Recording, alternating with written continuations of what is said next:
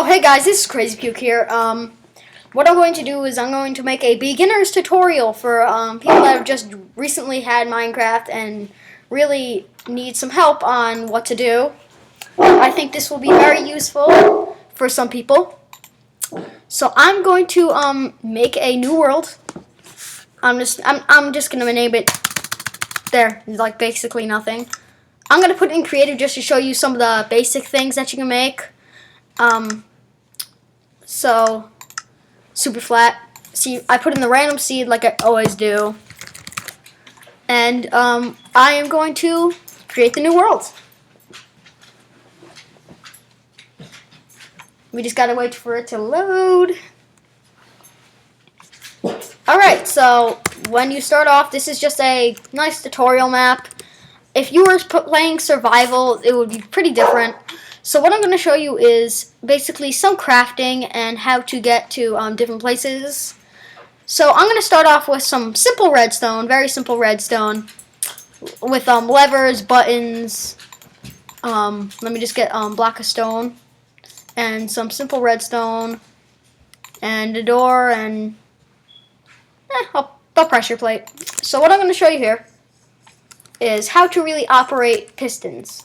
See, when you place a piston down, whatever shape it's facing, the sticky part right here will face you. So if you wanted it to go up, you'd have to look down, then place it for it to go up. So I'm just going to put a regular piston, the sticky piston and piston. There's two different types of pistons. So what I'm going to show you is, if you were to simply put a lever behind the piston and flick it, it would move that block. The difference between piston and sticky piston is piston will push the block just like a sticky piston, except when it retracts, the block will not go back. With a sticky piston, if I just break that and put it here and place that, it will spring out that piston, but when I hit the switch again, it will bring back the block like that.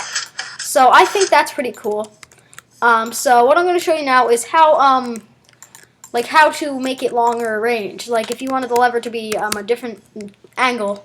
So what I'm going to do is I'm going to put an upper piston just for this one and another block of stone. So if you wanted it to be more far, you could just basically kind of go like this. As you will notice, if I were to go like a pretty long line of redstone over here. Let me just get there. That's a very long line, but when you hit this switch, see how the redstone starts to get darker and darker and darker and darker, until eventually, when you see these little flakes kind of coming off it, see how this one doesn't have it? That means this redstone will not power anything at all. It will not, this redstone will not power this, but if you're right next to this, it will not power it because you need it to be on an angle. I'm going to show you that next. So next I'm going to show you how to kind of make different things work. Like, say if you needed an entrance, like say a door. Door entrance, here's a door entrance right here. That's a player could easily fit through just like me, like this, which is pretty simple. So say I need an iron door, right? If you were to place this, and if you were to just randomly right-click on it, like a regular wooden door would open, this wouldn't open. The only way to really open this is you can put a pressure plate down on both ends, like this. So when you hit this pressure plate, the door opens, but once you get off the pressure plate, the door closes. So then you can just run right through. Also, you can make it go, you can put a door here, you can put a button there. When you press the button, it will only stay open for a little bit of time. But when you hit the switch, it will open and close like that. Okay, wait 1 sec. I gotta pause it.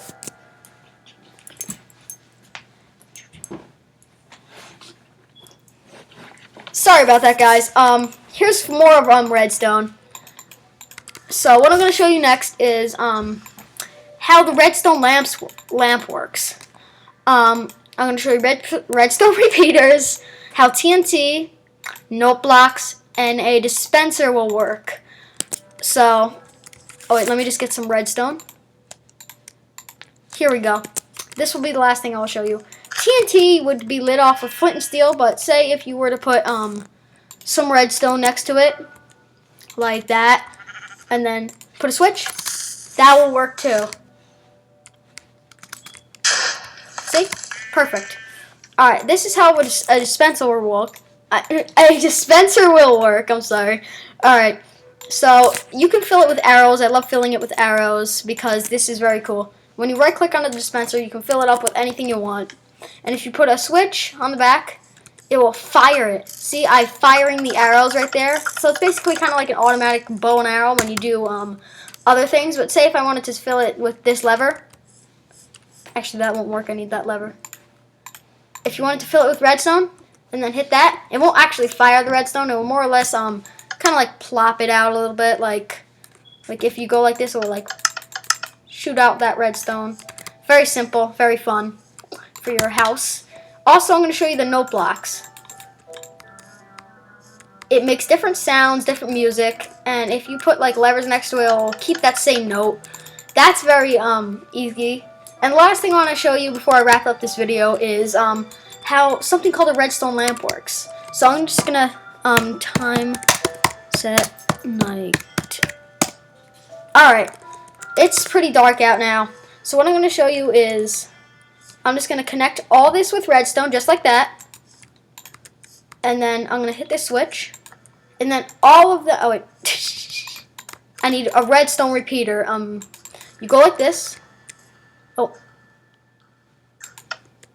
I go like this. And then they light up just like glowstone would. That's pretty much for redstone, for the basic redstone. Thank you for watching. Don't forget to click subscribe. So, I'm off.